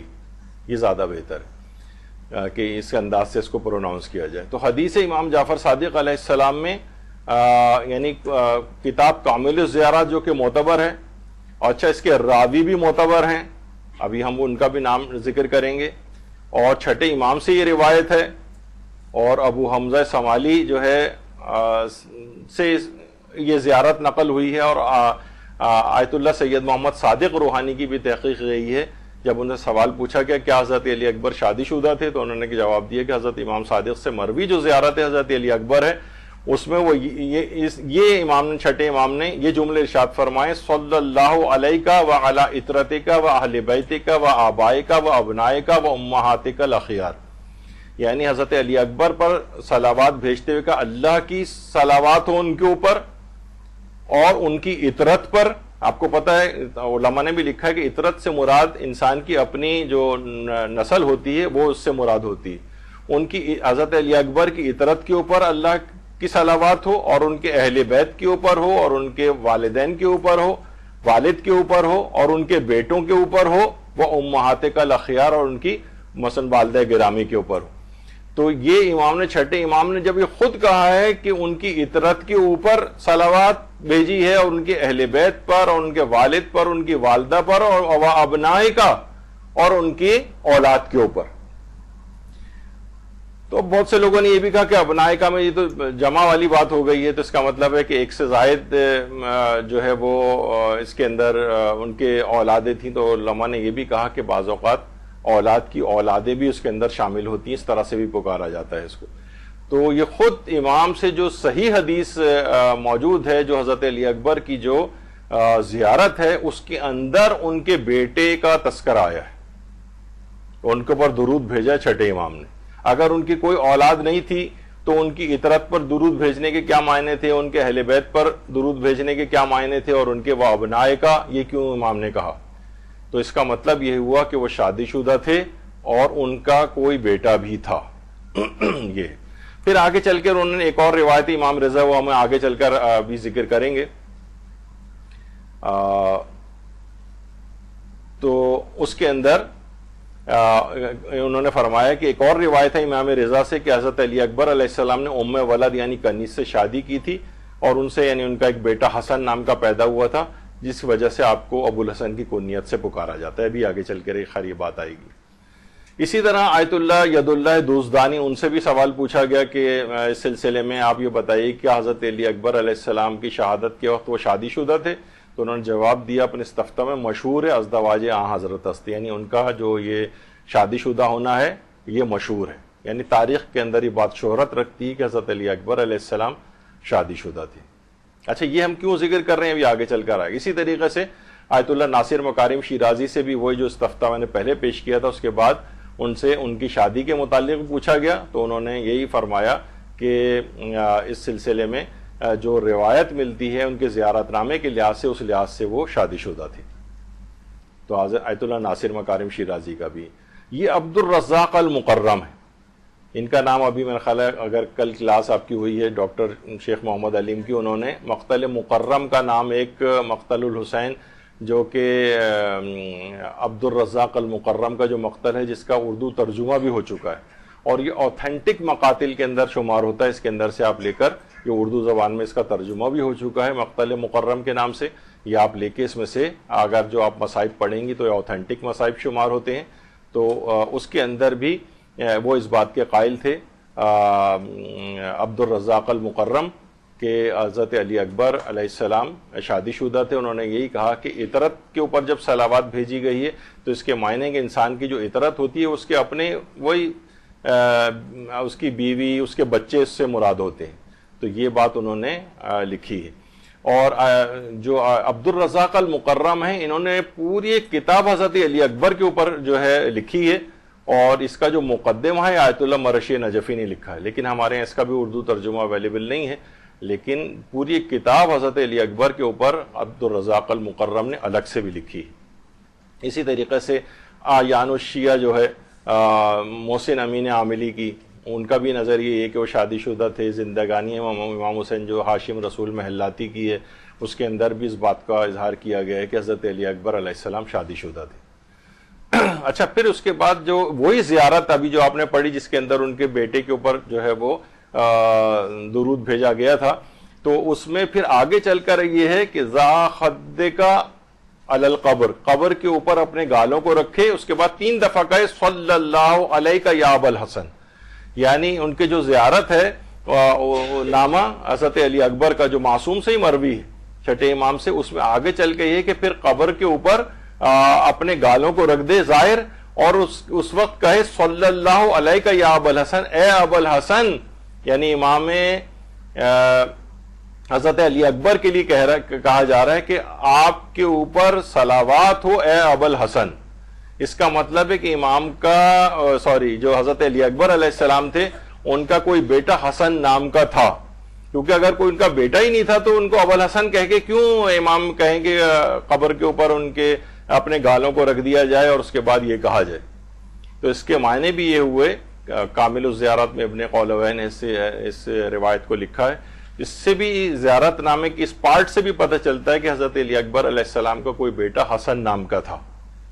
ورنہ امام یہ کیوں کہتے۔ اچھا، اب یہاں ایک اعتراض ہوتا ہے، اعتراض یہ کہ کنیت رکھنے میں اولاد کا ہونا ضروری نہیں، یعنی بہت سے لوگ یہ کہتے ہیں کہ بھائی کنیت اگر کسی کے اولاد نہیں بھی ہے نا تو کنیت ایسے بھی رکھ دی جاتی تھی، بہت سو کے بچپن میں بھی رکھ دی جاتی ہے کنیت، بچہ پیدا ہو اس کی ابھی سے کنیت رکھ دی گئی۔ تو ایک لحاظ سے یہ بات صحیح ہے لیکن پوری صحیح نہیں ہے، کیونکہ سمجھیں ایک لحاظ سے زیادہ تر عربوں کے اندر جو رائج کنیت تھی وہ اسی وقت ہوتی تھی جب اس کی کوئی اولاد ہو اور اولاد کے نام سے پھر اس کی کنیت رکھی جائے، یعنی سمجھیں 95% عربوں میں یہ رائج تھا، لیکن 5-7% یہ بھی رائج تھا کہ اگر کسی کے ابھی اولاد نہیں بھی ہے تب بھی وہ کنیت اپنی رکھ سکتا تھا کوئی سی بھی۔ تو بہرحال یہ جو اعتراض ہے تو یہ اعتراض پورا صحیح نہیں ہے، کیونکہ 90-95% تو اسی وقت کنیت رکھی جاتی تھی۔ تو ابو الحسن کو کہہ کے جو مخاطب کیا ہے امام نے، تو اس کا مطلب ہے کہ ان کا کوئی حسن نام کا بیٹا تھا، اس لحاظ سے حضرت علی اکبر کی کنیت ابو الحسن بنی تھی۔ دوسرا قرینہ جو ہے وہ روایت حضرت امام علی رضا علیہ السلام جو کہ اصول کافی کے اندر موجود ہے، فروع کافی میں جو روایت ہے اس میں تفصیلی ہے، میں ابھی پورا اتنا وقت بھی نہیں کہ اس کو پڑھا جائے، یعنی امام سے کسی نے آ کر اس متعلق کچھ سوال جواب کیے تھے ہمارے 8ویں امام سے، امام علی رضا علیہ السلام سے، درود بھیجیے محمد علیہ وسلم۔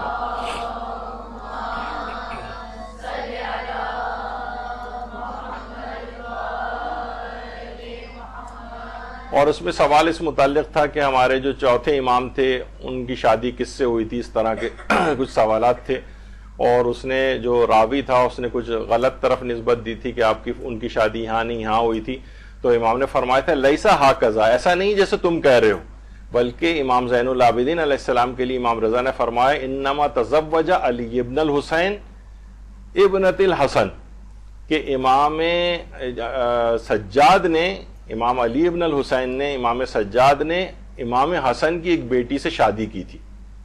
یعنی شادی ایک بیٹی سے کی تھی۔ اچھا، یہ جو بیٹی تھی یہ ام عبداللہ کہلاتی ہیں، جن سے امام محمد باقر علیہ السلام کی پیدائش ہوئی، اور ایک اور بیٹے بھی تھے جو عبداللہ نام کے تھے، جس لحاظ سے ان کی جو کنیت ہے ام عبداللہ جو ہے قرار پائی تھی۔ ویسے فاطمہ بنت الحسن ان کا نام تھا، یعنی امام حسن کی ایک بیٹی سے امام سجاد کی شادی ہوئی تھی، اور امام علی رضا فرماتے ہیں اور ان کی دوسری شادی جو ہوئی تھی وہ ام ولد لعلی ابن الحسین المقتول عندکم، اور جو دوسری ان کی جو زوجہ تھی وہ ان کی شادی ام ولد سے ہوئی تھی۔ کن کی ام ولد؟ علی ابن الحسین، یعنی حضرت علی اکبر کی وہ بیوہ جن کا حضرت علی اکبر سے ایک بیٹا بھی تھا۔ ام ولد جو کہا جاتا ہے نا، ام ولد اس کنیز کو کہا جاتا ہے کہ جس کا پہلے سے بیٹا موجود ہو، پہلے سے کوئی اولاد ہو، وہ ام ولد کہلاتی ہے۔ تو امام نے فرمایا کہ امام زین العابدین نے ایک تو شادی امام حسن کی بیٹی سے کی تھی، اور دوسری جو تھی ایک کنیز سے کی تھی جس سے ان کا ایک بیٹا بھی تھا، یعنی اپنی بیوہ بھاوج سے پھر امام نے شادی کی، اور یہ صحیح روایت ہے۔ اس کے اندر اگر آپ دیکھ رہی ہیں وہ روایت کے اندر کہ اوپر دیکھیں علی ابن ابراہیم عن ابی عن احمد ابن محمد ابن ابی نصر، یہ احمد ابن محمد ابی نصر ان کا نام بزنتی کے نام سے یہ مشہور ہیں، ایک راوی ہیں بزنتی۔ بزنت اصل میں کپڑے کو کہا جاتا تھا، اس زمانے میں ایک مشہور کپڑا تھا جو کہ یہ کپڑے کا کاروبار کرتے تھے، اس لحاظ سے بزنتی کے نام سے مشہور ہوئے۔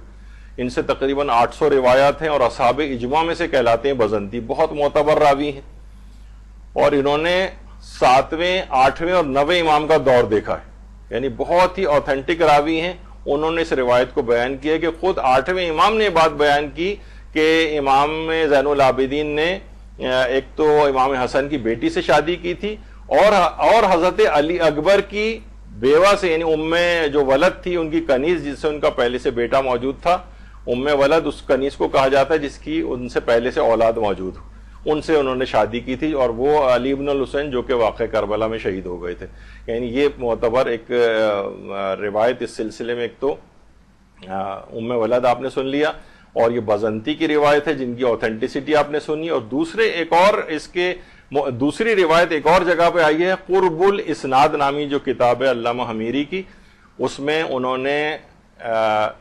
جس میں ابن ابی عقیل عمانی، یہ ہمارے ان مجتہدین اولین جو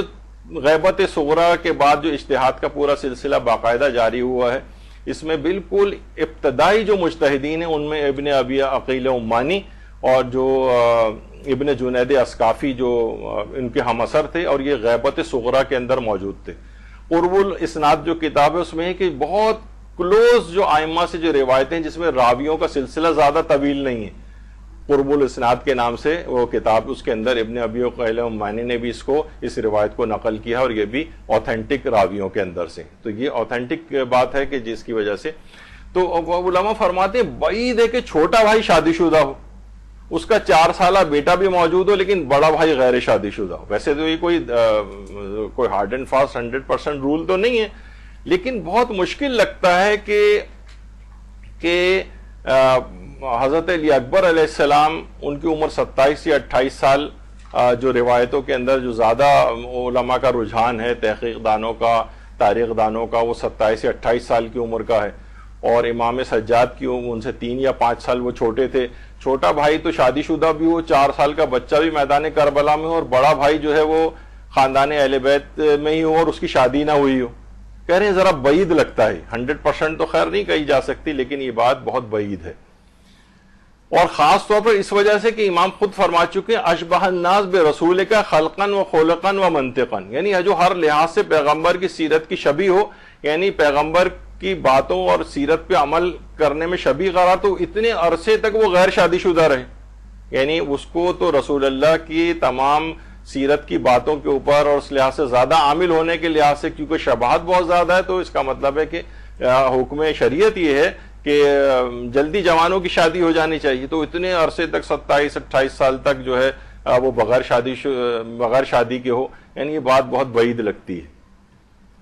اور جبکہ خود 5ویں امام ہمارے میدان کربلا کے اندر جو ہے وہ موجود تھے، اور اگرچہ ان کا تذکرہ زیادہ نہیں ملتا ہے، لیکن بہرحال وہ 4 سال کی عمر میں میدان کربلا کے اندر جو ہے وہ موجود تھے. اور اسیری کے جو چیزیں وہ بھی امام کے ایک لحاظ سے ہی پڑھی جانی چاہیے کہ بہرحال ایک غم و اندوں کا ایک پہلو ہے کہ 5ویں امام نے بھی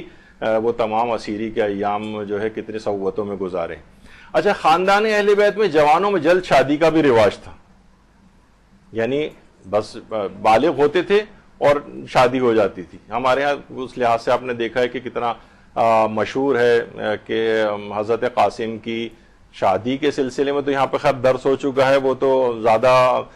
تحقیقی بات یہ ہے کہ ان کی شادی نہیں ہوئی تھی. اسی وجہ سے علماء کہتے ہیں کہ شادی ہونا اور مہندی نکالنا یہ 2 بالکل الگ چیزیں ہیں. یعنی وہ علماء جو شادی نہ ہونے کے قائل ہیں ان کی، وہ بھی کہتے ہیں کہ بہرحال مہندی نکالنے میں کوئی حرج نہیں ہے. یعنی ایک ماں کے غم کے جذبات کا اظہار اور یہ سب چیزیں اس کے اندر جو ہے وہ آتی ہیں، تو اس لحاظ سے کوئی حرج نہیں. تو وہ کہ جن کی عمر اور زیادہ کم تھی ان کے متعلق تو یہ بات ہو، اور جو حضرت علی اکبر جو ہیں وہ عمر جو ہے مثلاً 27 یا 28 سال ان کی ہو، ان کی شادی نہ ہوئی ہو، تو اس لحاظ سے یہ پاسبلٹی جو ہے وہ بہت مشکل ہمیں نظر آتی ہے. تو خاندان اہل بیت میں جوانوں کی جلد شادی کا بھی رواج تھا، تو اس لحاظ سے بھی یہی امکان اس کا ہے کہ ان کی وہ شادی شدہ تھے. اور اس کے بعد ایک اور بات کہ جب یزید کے دربار میں ہمارے 4تھے امام موجود تھے اور خاندان اہل بیت کے تمام افراد اس لحاظ سے موجود تھے، تو مقاتل الطالبین جو ابن فرج اصفہانی کی کتاب اس میں ایک مکالمہ جو ہے وہ امام سجاد کا یزید سے جو ہے نقل ہوا ہے. ثم دعا یزید لعنت اللہ علیہ، پھر اس یزید نے پکارا بعلی ابن الحسین، امام سجاد کو پکارا یزید نے. فقال ما اسمک، یعنی تمہارا نام کیا ہے؟ یزید نے چوتھے امام سے کہا تمہارا نام کیا ہے؟ فقال علی ابن الحسین، کہا میرا نام علی ابن الحسین ہے. او لم یقتل اللہ علی ابن الحسین، اس نے کہا، کیا کہا یزید نے کہ کیا ان علی ابن الحسین یعنی جو امام سجاد ہیں ان کو اللہ نے قتل نہیں کر دیا؟ یعنی تم جو کہہ رہے ہو کہ علی ابن الحسین وہ تو میدان کربلا میں قتل ہو گئے. قال، اب امام نے فرمایا، قد کان علی اخ اکبر منی یسمى علیا فقتلتموہ، نہیں وہ میرے بڑے بھائی تھے، ان کا نام بھی علی تھا، وہ میدان کربلا میں شہید ہوئے. یعنی اس کے اندر بھی حدیث کے روایت کے اندر یہ بات آئی ہے کہ امام نے فرمایا کان علی اخ اکبر منی، وہ میرے بڑے بھائی تھے. تو یہاں سے بھی یہ بات پتہ چلتی ہے کہ اچھا کچھ روایات ایسی بھی ہیں جس میں یہی مکالمہ نقل ہوا ہے لیکن اس میں اکبر کا لفظ نہیں آیا ہے، یعنی وہ مجھ سے میرے بس یہ آیا کہ وہ میرے بھائی تھے. لیکن یہ جو ابو فرج اصفہانی کی جو کتاب ہے مقاتل الطالبین، اس کے اندر امام کا یہ جملے آئے ہیں کہ وہ میرے بھای تھے اور وہ مجھ سے بڑے تھے، وہ میدان کربلا میں شہید ہوئے. تو اس لحاظ سے بھی یہ بات پتہ چلتی ہے کہ ان کو وہ بڑا. اچھا اب ان کی لوگ یہ اس میں کئی سوالات اٹھاتے ہیں،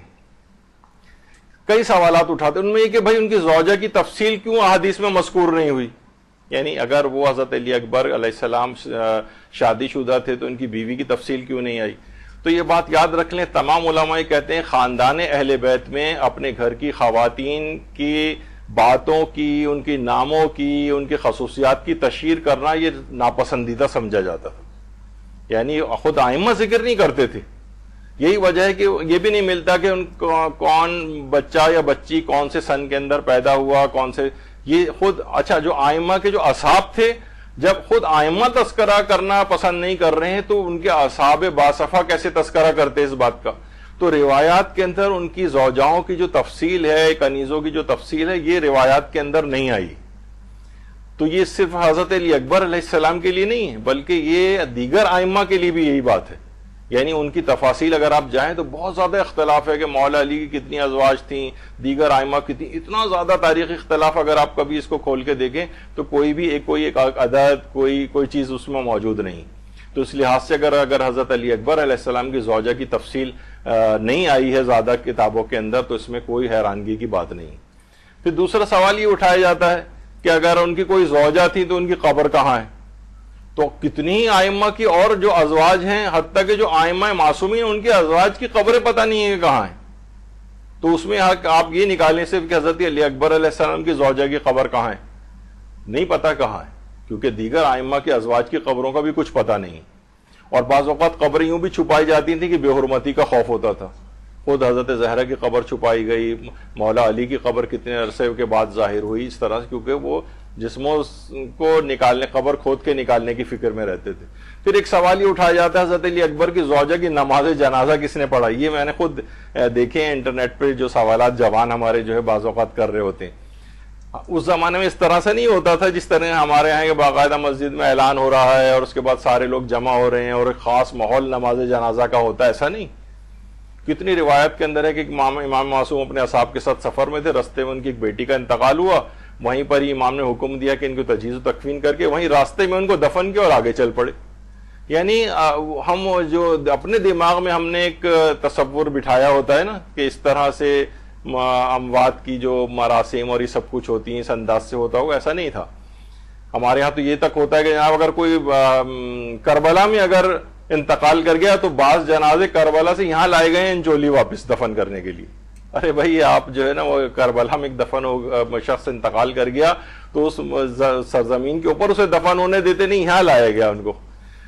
تو بہرحال ہمیں وہ والا قیاس نہیں کرنا چاہیے. تو حضرت علی اکبر کی زوجہ کی کب ان کا انتقال ہوا، کس نے نماز جنازہ پڑھائی؟ نماز جنازہ کوئی بھی شخص کھڑا ہو کر مختصر ترین پڑھا سکتا ہے، اس میں کوئی وہ نہیں ہے کہ اس کو الگ سے روایات میں بیان کیا جائے. ان کی کوئی اولاد کی تفصیل کیوں مذکور نہیں ہے؟ تفصیل اسی وجہ سے مذکور نہیں ہے کہ بہت تو وہ کتنے ہی دیکھیں خاندان اہل بیت کے بچے تھے کہ جو اونٹوں کے اور گھوڑوں کے سوموں تلے جو ہے وہ گر گر کے گھوڑوں سے اور اونٹوں سے جو ہے وہ زخمی ہوئے اور پھر شہید ہو گئے، ان کے نام بھی روایات کے اندر نہیں آئے. کیا معلوم کہ ان کے اندر کوئی ایسا ہو بچہ ہو ان کا کہ جو کہ حسن نام کا تھا اور وہ پھر میدان کربلا ہی کے اندر شہید ہو گیا ہو. لیکن ان کی کوئی تفصیل جو ہے روایات کے اندر جو ہے بہرحال مذکور نہیں ہوئی ہے، تاریخ میں نہیں آئی ہے. خود واقع کربلا میں امام محمد باقر علیہ السلام کی موجودگی کی تفصیل نہیں ہے. اللہم صلی علی محمد و آل محمد.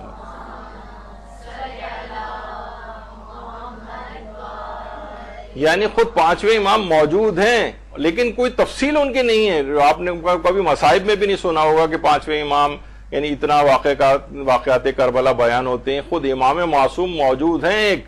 لیکن ان کی تفصیل نہیں آئی. تو حضرت علی اکبر کے بیٹے کی تفصیل اگر نہیں آئے تو اس میں کوئی ایسی بات نہیں. حضرت علی اکبر علیہ السلام کا نکاح کس نے پڑھا تھا؟ یہ سارے وہ ہیں جو انٹرنیٹ پہ جوانوں کے سوالات ہیں. دیکھیے خود آئمہ معصومین کے نکاح کس کس نے پڑھے کہیں روایات میں نہیں. اور دیکھا جائے تو زوجت و قبلت اس طرح کے سے کہنے سے بھی یعنی اتنے بڑے بڑے جو ہمارے ہاں جو خطبے پڑھے جاتے ہیں وہ مستحب اور بہتر ہیں لیکن پڑھنے واجب تو نہیں. بلکہ ایک خطبہ تو رہبر معظم آیت اللہ خامنئی کا اگر ہے کہ انتہائی مختصر ترین چند سیکنڈز میں انہوں نے جو ہے بس وہ نکاح پڑھ دیا اور اس طرح سے بس نکاح ہو گیا. وہ اس میں اتنے سارے دعائیہ کلمات وہ ٹھیک ہے وہ مستحبات میں سے. خود آئمہ کی یہ بھی نہیں ہوتا تھا کہ امام کہیں بیٹھے ہوں دولہا بنے ہوئے اور پھر اس کے بعد کوئی اور آئے اور ان کا نکاح پڑھائے. نہیں، بعض اوقات وہ خود ہی نکاح پڑھ لیا کرتے تھے، اپنا 2 جملے صرف کہے اور نکاح ہو گیا. تو اب یہ کہ حضرت علی اکبر کا نکاح کس نے پڑھا تھا اگر، تو یہ کوئی سوال ہی نہیں ہے اصلاً کہ اس طریقے سے نکاح کا پڑھا جانا، باقاعدہ نکاحوں کی تقریبیں. ہم اپنے دماغ میں جو ہمارے نکاح ہے نا کہ اتنی بڑی آڈینس موجود ہوتی ہے اور امام ہوں گے تو اس کا مطلب پورا شہر مدینہ جو ہے. بعض اوقات تو خود امام کے جو اصحاب تھے وہ خود مدینے میں ہوتے تھے، ان کی شادیاں ہوتی تھیں، اس میں اماموں کو مدعو بھی نہیں کرتے تھے. یہ ایکسپیکٹیشن ہی نہیں ہوتی تھی کہ امام ان کی بھائی ہمارے بیٹے کی شادی اور اس میں امام کو تو ضرور بلانا چاہیے. باقاعدہ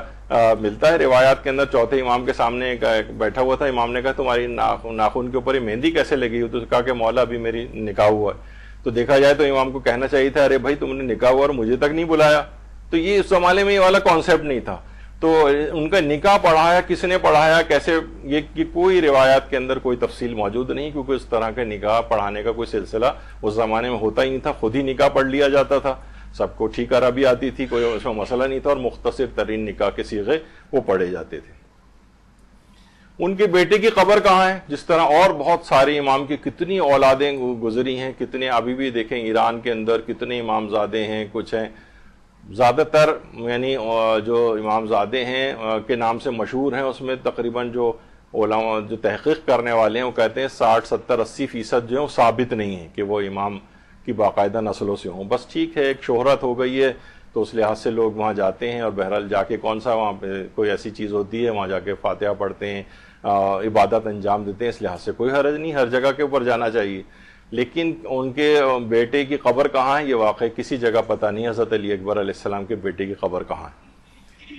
کتنے رستوں کے اندر میں نے جیسے پہلے کہا کہ دشمنوں کے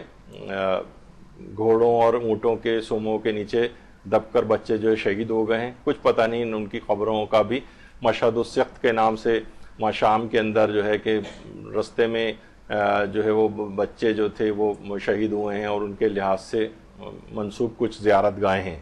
تو بہرحال ان کے بیٹے کی قبر کسی کو پتہ نہیں. اچھا اب یہ سوال ہے کہ آخر اس کی ضرورت کیا ہے کہ وہ شادی شدہ تھے یا نہیں تھے، اس کو بیان کرنے کی ضرورت کیا ہے؟ تو علماء کہتے ہیں اصل میں کیونکہ جب صحیح روایات سے یہ بات پتہ چل رہی ہے، ابھی ہم نے کہا نا معتبر روایات ہیں، تو یہ ایک مظلومیت کا پہلو ہے یا نہیں ہے کہ وہ ایک شادی شدہ تھے اور ان کی ایک بیوی بھی موجود تھی. ایک بیوہ کے غم کے جذبات کے لحاظ سے اس بات کو ذکر کرنا، وہ صاحب اولاد بھی تھے، ان کا کوئی بچہ بھی تھا. ٹھیک ہے اس کی تفصیل پتہ نہیں چلی کہ وہ بعد میں کیسے شہید ہو گئے، کیا ہوا ان کے ساتھ. تو بہرحال ایک غم کا ایک پہلو ہے یا نہیں؟ اگر صرف کوئی چیز بات واضح نہیں ہوتی تو چلیں یہ پہلو بیان بھی نہیں ہوتا. تو جو علماء کہتے ہیں کہ ان چیز کو اگر بہت سے معاشرے کے اندر ان کا شادی شدہ ہونا بیان کیا جاتا ہے تو اس وجہ سے تاکہ غم کا یہ پہلو بھی ان کی واقعات کربلا میں ایڈ ہو جائے. جیسے ہم نے پہلے کہا کہ حضرت قاسم کی شادی نہیں ہوئی تھی لیکن ان کی مہندی ان جذبات کے اظہار کے طور پر ایک ماں کے منائی جاتی, تو اسی لحاظ سے ان کی تو شادی بھی ہو چکی تھی اور ان کی کوئی اولاد بھی تھی. تو یہ والے دو مصیبتیں, یعنی اب بچے کے اعتبار سے ایک مصیبت اور ایک بیوہ کے اعتبار سے ایک مصیبت, اس مصیبت کا کیوں ذکر نہیں ہوتا؟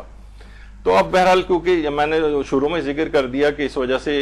کیونکہ یہاں پر یہ چیز اتنی رائج نہیں ہے, نہ لوگ بیٹھ کے 1.5 گھنٹے کے اس قسم کے کوئی درس تاریخی موضوع کے اوپر کوئی سنتے ہیں, تو اس لحاظ سے یہاں پر یہ چیز کوئی نئی چیز لوگوں میں بیان کرنا, وہ تو ایک ہنگامہ کھڑا ہو جاتا ہے, پوری مجلس سب و تاج ہو کے رہ جاتی ہے. تو بہرحال یہ کوشش کریں کہ جو ہے وہ, لیکن آپ کو کم سے کم کلیئر ہونا چاہیے. مثلا کبھی آپ ممکن ہے آپ بیان کریں کہ دیکھیے ان کی عمر 18 سال تھی, تو ہو سکتا ہے خواتین میں سے کوئی یا یہیں پہ ہی کوئی سننے والی جنہوں نے یہ درس سن لیا ہے وہ کہیں گے اس پہ جب حدیث 2 معتبر روایات موجود ہیں تو پھر آخر آپ یہ والا پہلو ان کے شادی شدہ ہونے کا کیوں نہیں بیان کر رہی ہیں. تو پھر آپ دوسرا پہلو بیان کریں کہ علماء نے مشہور کے خلاف مصائب کو ذکر کرنے سے منع کیا, اس سے معاشرے کے اندر خلفشار پھیلتا ہے. تاریخی بات ہے, کوئی میدان قیامت میں آپ کو پکڑا نہیں جائے گا کہ آپ نے یہ نظریہ کیوں نہیں بنایا تھا, یہ مصائب کیوں بیان نہیں کیے تھے, یہ تو کچھ نہیں ہوگا نا. تو معاشرے کو آپ اس سے بھی محفوظ رکھیں گی. ہاں وہ معاشرہ یا وہ لوگ یا ایسی جو جہاں آپ کی سننے والی موجود ہوں اور آپ غم کا یہ والا پہلو بیان کرنا چاہیں کہ یہ بھی مصیبت ہے, ایک بیوہ کے لحاظ سے مصائب کو ذکر کرنا, ایک یتیم بچے کے لحاظ سے مصائب کو ذکر کرنا کہ جس کا باپ جو کہ رسول اللہ کا اس قدر شباہت رکھتا تھا اور اس کا بچہ بھی موجود تھا, تو یہ غم کے جذبات کا اظہار بھی اپنی مجالس میں کیا جا سکتا ہے. اچھا, کربلا ہی کے اندر شارع سدرہ جو ہے وہاں پر ایک جگہ ہے جو کہ موقع استشہاد علی اکبر کے نام سے جو مشہور ہے کہ یہاں پر حضرت علی اکبر علیہ السلام کی جو ہے وہ شہادت ہوئی.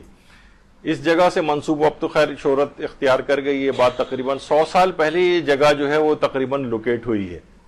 اور وہ بھی کہ یہاں اصل میں جب مخصوصیاں ہوتی تھیں تو یہ گھر کے اندر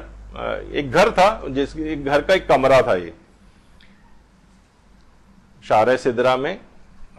ظاہر گھر تھا اور اس کا ایک کمرہ تھا. یہ تو مخصوصیوں کے اوپر آپ کو پتہ ہے کہ اب بھی اتنا رش ہو جاتا ہے, تو پہلے بھی ہوتا تھا کہ لوگ یہاں آتے تھے, کمرے کرائے کے اوپر لیا کرتے تھے. لیکن ایک چیز تھی کہ اچھا دیکھیے یہ اتنی کوئی اچھمبے والی بات نہیں. پہلے جیسے وہاں ملتا ہے میدان مینا کے پاس, ہم نے خود بھی وہ گھر دیکھا تھا کہ اس گھر کے اندر, یعنی وہ گھر تھا, اس گھر کے اندر وہ پتھر رکھا ہوا تھا جہاں حضرت ابراہیم علیہ السلام نے حضرت اسماعیل کو لٹا کر اور ان کو ذبح کیا تھا. وہ گھر کے اندر آ گیا تھا وہ پتھر. اچھا کچھ لوگ, جب لوگوں کو پتا چلا تو وہ زیارت کے لیے اس کی جانے لگے. خیر جب وہاں ایکسٹینشن ہوئی مینا وغیرہ کے علاقے میں تو اس گھر کو بھی توڑ دیا گیا, اس پتھر کو بھی اٹھوا کر پھینکوا دیا انہوں نے کسی جگہ, اور کہا کہ لوگ یہاں کفر و شرک اور بدعت کے لیے آ کر جمع ہوتے ہیں. وہ تو آپ کو پتا ہے کہ بہرحال وہابیوں کا یہ نظریہ ہے. تو ایک گھر کے, تو یہ بھی گھر کے اندر ایک جگہ, ایک کمرہ تھا. لیکن ایک چیز یہاں پر لوگوں نے یہ دیکھی کہ وہ جو گھر ہے اس کا جو کمرہ ہے اس کو جو بھی کرائے پر لیتا ہے اگلے دن وہ وہاں پر مردہ پایا جاتا ہے, مر جاتا ہے وہ شخص. اچھا یہاں تک کہ جو مالک مکان تھا اس نے اس کمرے کو لوگوں کو دینا ہی بند کر دیا. یہاں تک کہ ایک ایران سے ایک بڑے عالم دین وہاں پر آئے اور کوئی جگہ اویلیبل نہیں تھی, مالک مکان دینے سے منع کر رہا تھا. انہوں نے کہا نہیں تم پھر بھی مجھے دے دو زبردستی. وہ لے کر رات کو اس کمرے میں رہے. سب لوگ صبح انتظار کر رہے تھے کہ صبح ہم دیکھتے ہیں کیا ہوتا ہے, وہ مرے ہوئے نکلتے ہیں یا نہیں. دیکھا کہ وہ عالم دین کمرے سے باہر آئے لیکن بہت ہی خستہ حالت تھی, اور کہا کہ میں نے اپنی دادی, کیونکہ سید عالم دین تھے, کہا میں نے اپنی دادی حضرت فاطمہ الزہرا سلام اللہ علیہ